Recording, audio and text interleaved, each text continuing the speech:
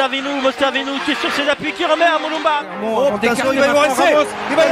Colby, il y a un 2 contre 1, magnifiquement joué pour le premier essai du match de Yoann Huget. Regardez, attaque de Thibaut Pinot. Yann Potiger pour frapper ce coup franc.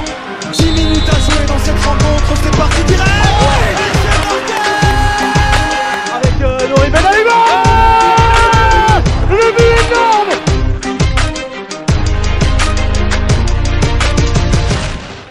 Bonjour tout le monde, c'est à la feuille de match Club Toulouse. Voilà, donc pour le confinement, on s'est adapté. On va faire de la vidéo en plus de la radio. On va faire pas mal de petites choses à distance, histoire de vous donner des nouvelles, car malgré tout, le sport continue. En tout cas, on ne va pas se priver pour parler de sport. Là, pour le moment, je suis tout seul, mais vous verrez au fil des jours, des semaines, vous aurez les différents chroniqueurs qui seront là. On retrouvera Gaël, Clatofiche, spécialiste hockey et sport toulousain en général. On aura Xavier pour le sport féminin, Julia pour le hand et aussi Clara pour le volley qui viendront vous donner des nouvelles de leur sport et de leur club. Et aujourd'hui, pour cette première, nous avons la chance de recevoir des invités assez connus, en tout cas de la feuille de match partie Club Toulouse, puisque nous allons faire une spéciale Beluga avec Romain Frédéric, le gardien des Beluga et aussi chroniqueur à la feuille de match, et Eddy Martin, le coach des Beluga qui est déjà venu 2 fois chez nous. On va faire un petit bilan tous ensemble de leur saison qui vient de se terminer et aussi évoquer leurs conditions de confinement. Ne bougez pas, c'est juste après le jingle. Après 11 victoires d'affilée, perdre à la maison, ça fait un choc. Les joueurs sont restés au vestiaire pour se dire un petit peu leur manière de penser, un petit peu leur vérité. Et on a failli plusieurs fois passer 8e, mais il nous manquait un peu d'expérience, je pense. On n'oublie pas que voilà, on n'est quand même pas super loin non plus de l'Europe. Et on commence cette première émission Club Toulouse en vidéo pendant le confinement avec l'équipe de hockey de Toulouse, Blagnac, les Beluga. On reçoit donc Romain Frédéric, le gardien, vous êtes habitué à le voir, chroniqueur à la feuille de match avec nous, et Eddy Martin, le coach joueur de l'équipe. Comment ça va tous les deux? Ça va super, et toi? Ça va. Et toi, Eddy? Ouais, ça va. En quarantaine, quoi. Mais ça va être justement la première question. Comment ça se passe, vous, le confinement? Est-ce que vous continuez votre activité professionnelle, le sport? Comment ça se passe? Bah écoute, la première semaine, ça a été quand même assez facile dans le sens qu'on venait de finir le championnat, on venait de finir les playoffs et ça a été une semaine de repos voilà, bien méritée et tout s'est bien passé. On se reposait à la maison et tout. Et là, présentement, ça commence à être difficile parce qu'on entame la 2e semaine et puis on est habitué de bouger, faire du sport, tout ça. Et puis c'est vrai que là, maintenant, moi, je commence à tourner en rond, si on peut dire. Alors, Romain, tu travailles ou tu es confiné à la maison? Alors moi, j'ai commencé confiné, j'ai repris le travail cette semaine, donc c'est quand même un soulagement, ça occupe pas mal quand même. Après, c'est vrai que ouais, on fait pas du tout de sport ou alors confiné à la maison, c'est pas vraiment pareil. On fait comme on peut, quoi. Donc c'est vrai que ouais, on commence un peu à tourner en rond là-dessus, ouais. Du coup, là, vu que c'était à la fin de saison, le sport n'a pas encore repris dans le planning prévu. Si jamais, avant le reprise, vous êtes encore en confinement, ça va se passer comment? Vous allez faire des programmes d'entraînement à la maison ou ça va être un peu improvisation, on va dire?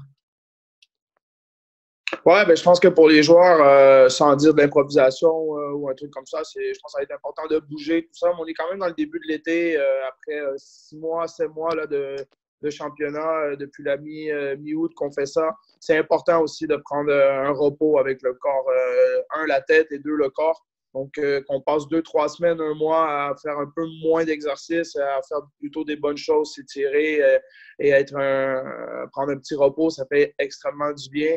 Et puis, pour ensuite, normalement, repartir l'entraînement au mois de mai, quoi. Donc, on est sportivement, on est dans les bons temps, on est dans un bon timing, si on peut dire. Mais du coup, par rapport à d'autres sports qui sont vraiment impactés, vous, pour le coup, niveau championnat ou futur, ça va encore, ça passe?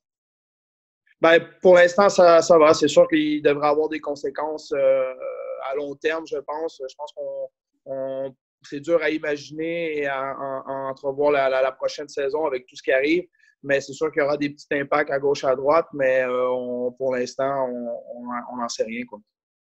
En parlant de la saison, donc la 2e division de hockey, ça s'est terminé pour vous avec une élimination en quart de finale de play-off contre les Ours de Villard-de-Lans. Première question. Le championnat de hockey ont été annulés par la fédération. Quelles conséquences pour vous et pour le championnat? Premièrement, je pense que c'est une sage décision. C'était très important de prendre cette décision. La chose qui est difficile, j'imagine, pour les équipes qui étaient encore dans les playoffs, c'est de savoir qu'on n'aura pas la chance de compétitionner pour aller chercher le titre. Je pense que les 4 dernières équipes, je peux me mettre dans leur peau un peu. C'est difficile, je pense, de savoir que la saison termine de cette façon, sans champion, tout ça. Mais je pense que, comme j'ai dit, c'est nécessaire. Et puis, je pense que le hockey, c'est important, le sport est important, mais je pense qu'il y a autre chose de plus important que ça aussi. Et puis, je pense que la fédération a pris les bonnes décisions.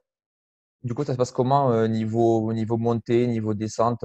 Qu'est-ce qui était décidé par le championnat, par la fédération?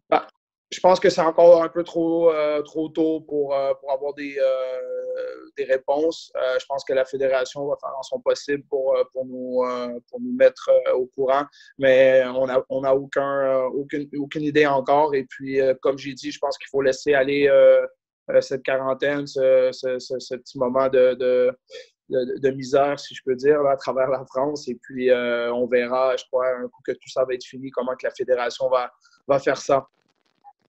Ouais, du coup, oui, c'est une fin de saison particulière, on va dire, pour le coup. Sur le côté sportif, sur la phase régulière, donc vraiment championnat, dans votre poule B, vous terminez 6e avec 10 victoires en 18 matchs. Est-ce que vous êtes satisfait de cette phase C'est quoi le bilan, tous les deux, que vous pouvez tirer de cette partie régulière de championnat? Vas-y, Romain, on va entendre l'idée d'un joueur en premier. Ok, pas de souci. On a eu une année quand même particulière avec beaucoup de joueurs, nouveaux joueurs qui sont arrivés. Beaucoup de joueurs qui sont partis aussi pendant cette saison. Donc, ça n'a pas été, je pense, facile. Il y a eu pas mal de mouvements. On a eu on va dire une saison régulière un peu particulière, un peu dure. Par contre, on a vraiment redressé la barre et bien travaillé après les vacances de Noël. Et là, on a vraiment trouvé, on va dire, un nouveau souffle à cette équipe. Et c'est ce qui a fait qu'en play-off, je pense qu'on a fait de belles choses en play-off aussi. Donc, il y a quand même de belles choses à retenir, je pense, de cette saison. Surtout qu'on avait un groupe très soudé là-dessus. Donc voilà, après, voir un peu ce que toi t'en penses, Eddy, mais moi je le vois un peu comme ça. Non, c'est en partie vrai, c'est en partie bon.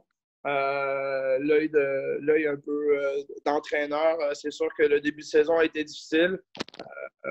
Mais aussi, il faut rappeler, je pense qu'en général, on a une très bonne saison pour l'équipe, le budget pour le club.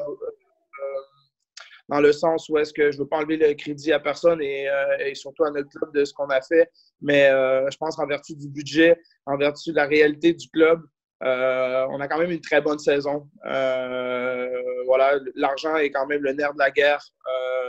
Et cette année, c'est une chose qu'on n'avait pas beaucoup pour recruter, même pour nos propres joueurs et tout. Et on a eu beaucoup de retraites aussi. Rémi de Rogenski, après Fabrice Fort, après Marvin est parti à Val-Vanoise. Donc, on a eu un petit effectif durant beaucoup de matchs cette année. Je pense que les gens, parfois, l'oublient ça. On a fait des matchs à 12 joueurs, quoi. C'était un petit peu compliqué sur ce côté. Crédit aux joueurs, quoi. On a toujours bataillé pour aller chercher les victoires. On a eu beaucoup de blessures aussi en début d'année. Je ne sais pas si tu te souviens, Romain, mais on avait 2-3 défenseurs qui étaient blessés. Donc, on a fait des matchs à 3 défenseurs, 4 défenseurs. Chose qui n'est pas facile. Les pauvres, crédit à eux, là. Ouais. Non, mais c'est vrai qu'on a eu malchance avec les blessures et tout. Donc, quand on regarde tout ça et on analyse tout ça, c'est vrai qu'on n'a pas eu un début de saison flamboyant, mais avec ce qui s'est passé, je pense qu'on en est sorti gagnant et ça s'est vu après quand on a commencé à ramener des nouveaux joueurs, combler les postes, ceux qui partaient. Je pense que la deuxième phase de championnat, comme tu as dit, dans les 18 derniers matchs ou dans les 15 derniers matchs, on en a gagné 10 ou 11.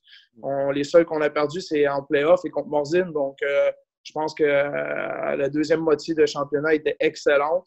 Et puis, on a beaucoup de jeunes aussi qui arrivent tranquillement. Donc, tout ça mis ensemble, je suis très satisfait, très content de comment l'équipe s'en est sortie cette année avec du recul. Et puis, honnêtement, ça a été difficile. On s'est battu pour les playoffs jusqu'à l'avant-dernier match. Et donc, crédit aux joueurs, on a tous cru en nos moyens. Et puis, chapeau aux joueurs parce qu'avec l'équipe, l'effectif et le budget qu'on avait, ce qu'on a fait cette année, encore une fois, selon moi, c'est un très beau succès. Justement, est-ce qu'il n'y a pas un peu de déception quand on voit quand même avec les galères que vous avez connues, vous terminez quand même 6e avec une partie 2020 vraiment réussie? Est-ce qu'avec un peu plus d'effectifs ou un peu plus de réussite, moins de malchance au niveau blessure, vous auriez pu faire mieux ou vous vous situez à votre place pour vous deux dans le classement? Est-ce que c'est sûr que le facteur blessure peut jouer beaucoup aussi avec les défenseurs, mais de là à dire que ça a été une situation où est-ce qu'on aurait pu finir 3e ou 4e dans le championnat, je pense que c'est un peu faux, dans le sens que notre équipe, même en santé, même avec tous les joueurs du début à la fin, on est à ce qu'on doit être. Peut-être avec une victoire ou deux de plus, on aurait fini 5e. Mais je pense que finir 5, 6 ou 7e, c'était où est-ce qu'on devait finir, selon moi. En début de saison, on savait que faire les... En tout cas, moi, je savais avec l'effectif qu'on avait que faire les playoffs, c'était une grosse commande. C'était pas facile, si je peux dire. C'était pas assuré qu'on faisait les playoffs. Et puis, de là à dire qu'à cause des blessures et à cause de toutes les raisons X qu'on a mentionnées avant, qu'on aurait dû finir 3e, non, c'est faux. C'est très prétentieux de dire que cette année, on devait finir dans le top 2, dans le top 3. Je suis désolé. Mais chapeau avec ce qu'on a fait. Selon moi, on a une belle saison avec l'effectif qu'on a. Donc, tous les deux, vous avez évoqué les différentes recrues, les mouvements de transfert, les départs, les arrivées. Déjà, premier bilan sur les départs, sur les arrivées, pardon, vous avez vu. Est-ce que toi, en tant que coach, Romain, en tant que plus joueur, est-ce que vous êtes satisfait des joueurs qui sont arrivés de l'effectif? Est-ce qu'ils sont vite intégrés? Ils ont répondu aux attentes? Vas-y, Romain.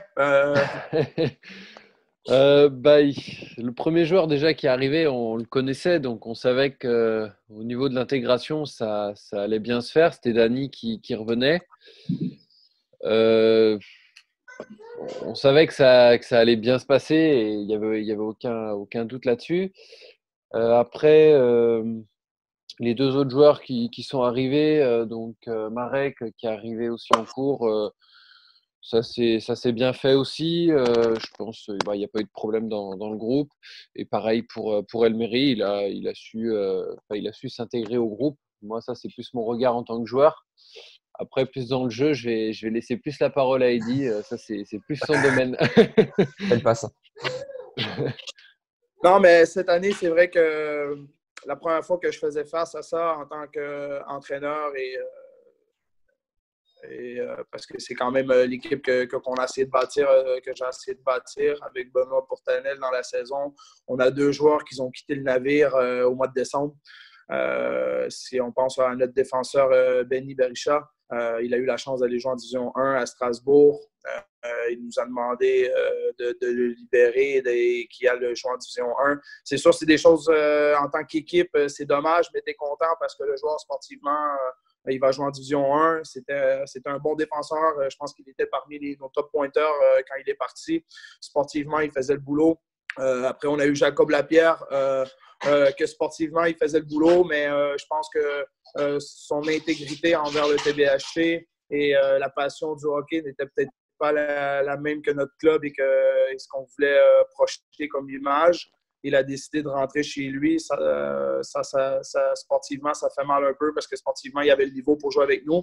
Et puis après, on a comblé rapidement avec Danny Coulombe, que tout le monde connaît l'année dernière. Il a joué avec nous. Il a fait une grande saison. Ça a été une belle surprise et on était très contents d'accueillir Danny pour finir la saison avec nous. Il nous a aidé grandement. Après, les deux défenseurs en Marek, on était très satisfaits de lui. Je pense qu'il a apporté un petit peu son expérience et une stabilité à la défense. Et puis Elmeri, grand défenseur finlandais, il nous a apporté une stabilité incroyable au niveau de la défense. On a pris beaucoup moins de buts. Un grand bonhomme, très physique. Et puis, comme Romain a dit, son intégrité avec le club. Ce que j'apprécie beaucoup de ce joueur-là, c'est qu'il met l'équipe en premier et non lui. Et ça fait vraiment plaisir d'avoir des joueurs de cette trempe, de ce niveau-là, qui viennent à Toulouse et qui priorisent l'équipe et non sa propre personne avant. Et ça a été un ajout important à notre équipe. Et puis, on l'a vu avec les résultats après en play-off et même en championnat. J'ai que des bons mots à dire pour les recrues qui sont venus après, quoi. De ce qu'on comprend ton discours et dit aussi dans ce que dit Romain, c'est que le critère numéro 1 donc, sur une recrue, c'est pas forcément le sportif, c'est aussi l'humain et le comportement envers le club, c'est ça? Oui, c'est une chose qui est très importante. À talent égal, je vais me renseigner sur le joueur. Je vais appeler des anciens entraîneurs ou des coéquipiers ou des gens dans le petit monde du hockey qu'on connaît. Et à talent égal, je vais toujours prendre le joueur qui a des valeurs très importantes au niveau du club, au niveau de sa personne. C'est primordial pour moi en tant qu'entraîneur et en tant que je ne suis pas directeur général de l'équipe, mais je m'occupe du recrutement quand même à Toulouse. Et puis ça, c'est une valeur importante que j'essaie d'amener dans le vestiaire. Je crois que c'est avec ça qu'on gagne. On gagne aussi avec du talent, mais au-delà de ça, on gagne avec l'esprit d'équipe. Et puis, c'est des valeurs très importantes pour notre club. On va revenir sur le sportif. On va passer au play-off. On va commencer avec les huitièmes de finale. Vous rencontrez donc les Français volants qui étaient troisième de l'autre poule, donc la poule A. Ouais. Vous gagnez donc à Blagnac, vous perdez lourdement chez eux et le lendemain, le match 3, vous le remportez 3-2 chez eux avec un sacré revirement de situation. On a déjà eu le vécu de Romain qui nous avait un peu raconté ça de l'intérieur côté joueur au moment du match. Et toi, Eddy, en tant que joueur mais aussi coach, comment t'as vécu ce match-là avec une grosse incertitude le samedi après la défaite et un revirement le dimanche? Premièrement, c'était très difficile. Même à la maison, là, on a gagné en prolongation. C'était un match serré. Français Volant, c'est une excellente équipe. Beaucoup, beaucoup de maturité quand même. Vous regardez l'effectif, là, il y a beaucoup de joueurs qui ont joué en D1 et beaucoup d'expérience au niveau du hockey français et ça se voyait sur la glace. Ça se voyait beaucoup sur la glace, le niveau de maturité et tout. Le samedi, on a perdu 6-1 ou 6-2, je crois. Ouais, c'est ça. Ouais, exact. Et ouais, c'était un match difficile, quoi. C'est les petites glaces, c'est Paris. C'est une équipe qui avait l'habitude de jouer sur les petites glaces. C'était pas facile pour nous. Mais en même temps, j'ai aimé la réaction de l'équipe le samedi parce qu'on n'a pas lâché du début à la fin. Est-ce qu'on a fait des erreurs? Certainement, on a fait des erreurs. On a perdu le match. Par contre, on savait immédiatement après la défaite ce que j'ai aimé. Dans le vestiaire, moi, je l'ai senti directement. Tout le monde avait hâte au lendemain. Et ça, c'est un très bon signe en tant qu'entraîneur quand tu es dans le vestiaire et tu vois les joueurs que, oui, certes, sont deg après la défaite, mais qu'ils ont juste une envie, c'est de retourner sur la glace une heure après. Ça, c'était bon signe. Et puis après, le dimanche, bien, moi, je pense que les matchs numéro 3, ça peut aller d'un côté ou de l'autre, que l'équipe finit premier, joue contre le 8e. Quand tu joues un match numéro 3, tu as joué la veille. Les deux équipes sont égales, ils sont fatigués. Et puis, chapeau à nos joueurs. On a gagné 3-2 dans un match qui n'était vraiment pas facile. Et on va se le dire, on a gagné contre une équipe qui était meilleure que nous. C'est rien contre notre équipe et tout. Mais les Français volants avaient largement une meilleure équipe que nous. Et puis, ce qui nous a fait sortir vainqueur de cette série-là, c'est juste l'esprit d'équipe. On la voulait plus et on croyait en chacun de nous. Oui, c'est le mental qui a vraiment fait la différence par rapport au jeu même, quoi. Ouais, carrément. Je pense que je ne veux pas dénigrer le Français volant. Comme je dis, ils sont meilleurs que nous. Ils avaient des joueurs individuellement meilleurs que nous et c'est correct, ça fait partie du sport. Mais je ne pense pas qu'ils la voulaient autant que nous. Et ça se voyait dans leur non-verbal, ça se voyait dans leur attitude. Je ne pense pas qu'ils voulaient gagner autant que nous, on voulait gagner. D'accord. Donc, on va passer sur le quart de finale. Donc, vous tombez contre les Ours de Villard-de-Lans, qui était deuxième de votre poule. Donc, une équipe que vous avez l'habitude de jouer. Quand on regarde les scores, vous perdez 3-2 et 4-2. C'est assez serré finalement, ça se joue à pas grand-chose. Est-ce que déjà vous pouvez nous raconter un peu les scénarios des deux rencontres et nous dire qu'est-ce qu'il a manqué pour aller jusqu'en demi-finale? Je pense que le premier match, on l'a perdu à cause de nous. On avait les devants 2-0. On a dominé. Je ne suis pas prêt à dire dominer, comme j'ai dit aux joueurs. J'ai regardé le match 2-3 fois sur la vidéo après. Je ne suis pas prêt à dire qu'on a dominé le match, mais on la voulait plus qu'eux durant une bonne partie du match. Et puis, malheureusement, on l'a perdu. Mais en prolongation, mais c'était un bon match de hockey des deux côtés. Je pense que on l'a perdu, mais on aurait pu gagner aussi. Puis les joueurs ont quand même tout donné. J'étais quand même content après ce match-là de l'effort, de l'intensité et tout ça. Et puis des fois voilà, tu vas gagner, tu vas perdre en prolongation. C'est du 3 contre 3. Voilà, je dirais pas de la chance, mais bon, rendu là, on le met derrière et on attaque le match de samedi. Et puis le samedi, on a fait un bon match. Mais voilà, on a fait un bon match. On n'a pas fait un match exceptionnel. Et puis, crédit à Villars. Pour moi, Villars, c'était très compliqué de jouer contre eux. C'était une équipe, encore une fois, qui a beaucoup de maturité, qui a beaucoup de joueurs d'expérience. Et on a senti Villars qu'ils n'ont aucunement paniqué lors des deux matchs. Ils ont toujours été frais. Ils ont toujours été très matures dans leur jeu. Ils nous ont entendus du début à la fin, même s'il y a des facettes du match où est-ce qu'on dominait le match, où est-ce qu'on méritait un petit peu mieux. Je pense que nos joueurs méritaient un petit peu mieux. Et voilà, l'expérience s'est fait très sentir. Et c'est une chose qui nous manque au TBHC depuis quelques années. C'est des joueurs d'expérience, des joueurs qui ont de la bouteille dans le championnat de France, avoir des joueurs en haut de 25, 27 ans.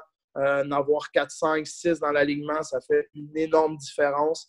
Et puis, c'est ce qui nous a manqué contre Villard-de-Lans, c'est vraiment de la maturité. Donc, au final, on va dire peut-être pas de regret. Vous êtes content d'être allé jusqu'en quart de finale. L'objectif de la saison est atteint pour vous? Ou il y a quand même une petite amertume, un petit manque de quelque chose? Bien, certainement, quand tu es amené en série, en play-off et tu es rendu dans une série que tu joues contre le premier, le deuxième, le troisième, il n'y a plus de question de ça, c'est les play-offs. Et puis, certes, en tant que compétiteur, on reste toujours déçu parce que c'était des bons matchs contre Villars. Je pense qu'on aurait gagné en prolongation. Le match de samedi n'aurait pas été la même chose. Est-ce qu'on l'aurait gagné? J'en sais rien. Mais ce que je veux dire, c'est voilà, ça se joue à peu. Il n'y a pas de regret. Par contre, on a, après avoir vu le championnat, les playoffs qu'on a fait, avoir battu Français Volant, avoir arrivé contre Villars, de faire des bons matchs et être si proche de passer pour la demi-finale, je pense que non, c'est mission accomplie. Donc aujourd'hui, le club il est en stand-by côté sportif, mais est-ce que vous arrivez à travailler, à vous projeter sur la saison prochaine dans ce contexte où c'est vraiment en pause aussi à ce niveau-là? Je t'avouerais que c'est très difficile parce que, comme j'ai dit, l'impact que cette quarantaine et ce COVID-19 a, on ne peut pas prévoir. C'est nous, en tant que club, voilà, c'est le budget, surtout le recrutement. Je sais que les joueurs FL, les joueurs formés localement, il va toujours en avoir. On va pouvoir en recruter et même les joueurs à l'interne, il y en a qui vont rester et ça, il n'y a pas de souci. C'est surtout les joueurs étrangers où comment va être vue la France dans 3 mois? Est-ce que les frontières vont être ouvertes? Est-ce que les pays vont accepter que les gens circulent encore en Europe, surtout en France et en Espagne et en Italie. Donc, c'est tous des questions qu'on ne peut pas répondre, qui impactent directement notre recrutement, tout ça. Donc, c'est des questions on ne peut pas répondre. Et puis, ça, on ne saura pas ça avant le mois de juin, juillet, malheureusement, je crois. Niveau effectif, niveau contrat, vous avez quand même pas mal de joueurs qui restent ou vous avez déjà des départs qui sont actés? Je pense que cette année, ça va être un travail qui va être un peu plus difficile. C'est-à-dire que je pense qu'on va avoir beaucoup de départs. Et à l'heure d'aujourd'hui, ce qui est difficile, c'est qu'on ne peut pas planifier les rentrées, les nouvelles recrues, parce que justement, à cause de tout ce qu'on a mentionné. Mais je pense qu'il va y avoir beaucoup de départs. Et il y a Maxime Faupe qui l'arrête, la retraite. Il y a moi qui arrête de jouer. Donc ça va être assez compliqué. Ça va être compliqué avec tout ça et en sachant que les sponsors, c'est primordial pour le recrutement, le fonctionnement de l'équipe. Donc, on va attendre de voir tout l'impact que le COVID-19 va avoir sur notre club. Oui, c'est comme pas mal d'autres sports, notre club, c'est vraiment une période de doute là. Exactement. Mais bon, on est quand même en contact avec des joueurs. J'ai déjà des joueurs, je ne veux pas dire, mais il y a au moins une dizaine de joueurs qui m'ont déjà communiqué leur intérêt pour venir au TBHC l'an prochain, que ce soit déjà, j'ai été surpris, que ce soit même des étrangers, il y a des Français, mais je veux dire, il y a des étrangers qui m'ont déjà approché. Donc, je trouve ça génial d'un côté, mais en même temps, je trouve ça bizarre parce qu'eux, ils veulent venir en France en sachant qu'avec tout ce qui se passe, et je me dis, oh mon grand, moi, je me calmerais un petit peu si on m'entend, quoi. Ouais, il y a quand même un peu d'optimisme. Pour le coup, il y a quand même déjà quelques pistes de prévues pour l'année prochaine si ça va mieux. Bon, c'est une bonne nouvelle. Ce qui est bien, ça fait toujours plaisir de voir que l'année finit et qu'il y a beaucoup de joueurs qui rentrent en contact avec ton club parce que ça veut dire que ton club dégage une belle esprit, que les gens parlent bien de ton club et puis les joueurs ont envie de venir chez toi. Donc ça, c'est toujours bien. Ça prouve qu'on bâtit quelque chose de tranquillement à Toulouse, quoi. Justement, pour terminer, dernière question, Eddy, c'est toi qui l'as évoqué justement. Tu arrêtes ta carrière de joueur pour te focaliser sur ta partie de coach. Qu'est-ce qui a motivé ton choix? C'est une décision que tu avais déjà prise à un moment ou ça s'est fait pendant la saison? C'est une décision qui s'est prise durant la saison. Qu'est-ce qui a motivé mon choix? C'est aussi personnel, c'est dans le sens où c'est objectif de carrière aussi. Je pense que je suis rendu à 32 ans. Tu sais, le métier qu'on fait, j'adore jouer sur la glace les samedis soirs. J'adore faire partie du vestiaire et je joue au hockey depuis que j'ai 4 ans, quoi. Par contre, professionnellement et pour le club surtout, je pense que ça prend un entraîneur à temps plein maintenant en D2. La formule joueur-entraîneur peut fonctionner, mais ce n'est pas du long terme, c'est que sur du moyen terme, du moyen court, très court terme, je crois. Et puis, si on veut aller dans la bonne direction avec les jeunes qui arrivent, avec le club, je pense que c'est important d'avoir un entraîneur à temps plein. Parce que ce qu'il ne faut pas oublier, quand tu es joueur-entraîneur, tu ne peux pas faire ton métier d'entraîneur à 100%. Et tu ne peux pas jouer à 100% non plus. Tu as la tête un peu partout. Donc, c'est normal. Tu négliges ton côté joueur, tu négliges aussi un petit peu ton côté entraîneur, mais ça fait partie du deal, comme on dit en anglais. Et puis, je pense que c'est important pour le club, si on veut aller à l'autre étape, de continuer à monter les échelons, de s'assurer d'aller de devant. Il faut un entraîneur à temps plein. Et puis, je pense que je peux apporter beaucoup au club juste en étant entraîneur. Par contre, mon côté joueur me dit que je suis capable encore de jouer quelques années en D2. Surtout avec la saison personnelle, c'est très rare, je parle en ce sens, mais une saison personnelle comme je viens d'avoir à 32 ans, c'est quand même très bon. Donc, justement, c'est encore plus dur d'arrêter après ça? C'est dur d'arrêter, surtout à la fin de l'année, quand le championnat a fini, je te mentirais si je n'ai pas eu des questionnements de me dire mais je viens d'avoir ma meilleure saison quasiment, pourquoi arrêter maintenant? Je peux aider le club sportivement sur la glace, c'est sûr, je peux aider le club encore 2-3 ans sur la glace, mais je pense que c'est important pour moi de regarder la réalité du club, de regarder aussi les objectifs du club, les objectifs personnels. Et puis, c'est le moment que je passe derrière le banc et puis qu'il y ait un changement. Et puis, je pense que je peux aider encore beaucoup plus le club derrière le banc que sur la glace. C'est mon opinion. Romain, comment vous l'annoncez, cette nouvelle, Eddy, et comment vous l'avez vécu dans le vestiaire? Alors, c'est quelque chose que on a tous appris, du coup. Je veux dire... Ça fait un peu bizarre. Je pense même plus pour d'autres joueurs encore, parce qu'ils ont joué encore plus longtemps avec Eddy que moi. Moi, c'est que j'ai joué 3 ans avec lui.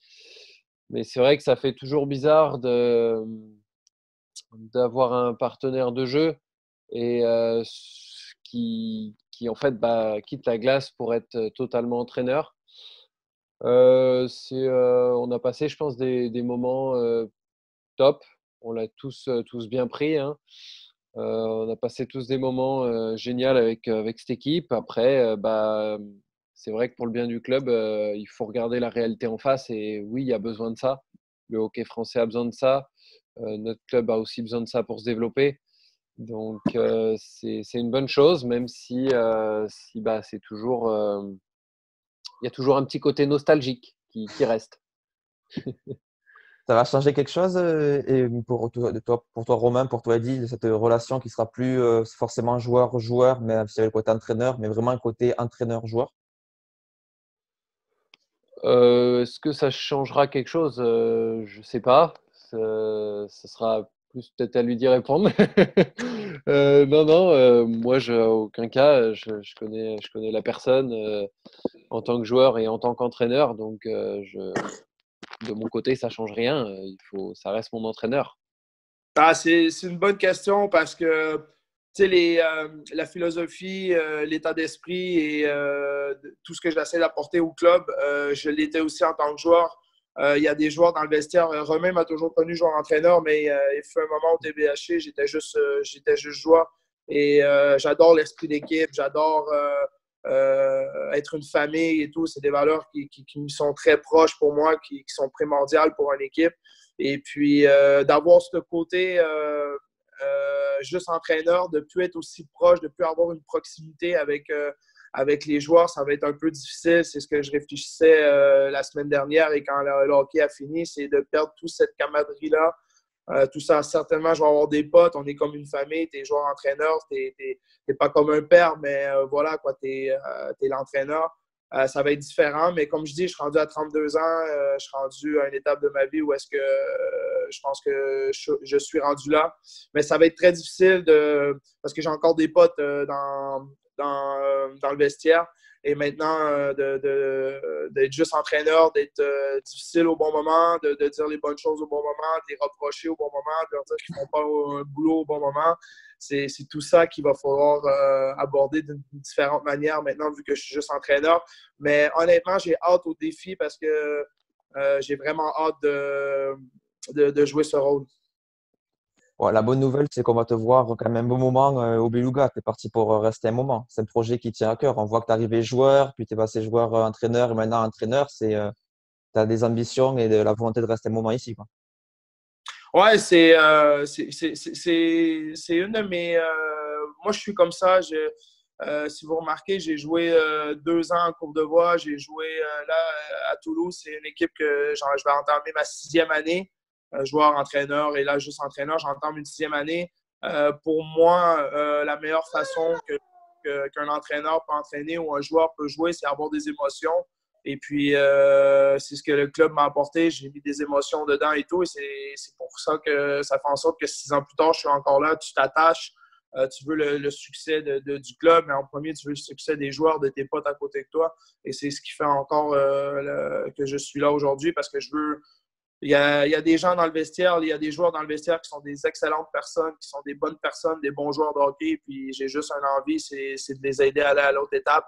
Et puis c'est pour ça que je suis encore ici. Et écoutez, merci beaucoup Romain et Eddy d'avoir répondu à tous les deux à nos questions sur les Beluga et sur la saison. Mais bon courage déjà. On espère vous revoir très vite sur la glace et aussi la prochaine fois dans un studio à Radio Extania, ce sera quand même plus chaleureux que pour la vidéo, quoi. Parfait. Bon, merci à toi. Allez, merci à toi. Allez, ciao Romain. Hey, bonne continuation, Romain. Hein. Allez, va travailler chez Paul un peu. Là. Et commence pas là. Voilà, vous voyez un peu l'ambiance dans cette équipe. Allez, à très bientôt. À très bientôt. Au revoir. Voilà, c'est la fin de cette émission. Merci de nous avoir suivis. Vous pouvez donc nous suivre sur les réseaux sociaux, Facebook, Instagram et Twitter. La feuille de match tout attaché et FDM Club Toulouse pour cette émission ou foot et rugby pour les autres émissions. Vous pouvez nous retrouver donc un podcast sur les différentes plateformes et bien sûr sur le site internet www.lafeuilledematch.com.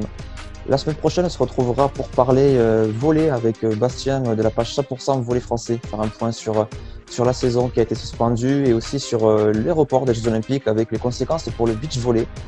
Et vous pouvez retrouver aussi les émissions Toulouse Foot et Rugby très rapidement sur les réseaux sociaux. Restez connectés et bonne soirée. À très bientôt.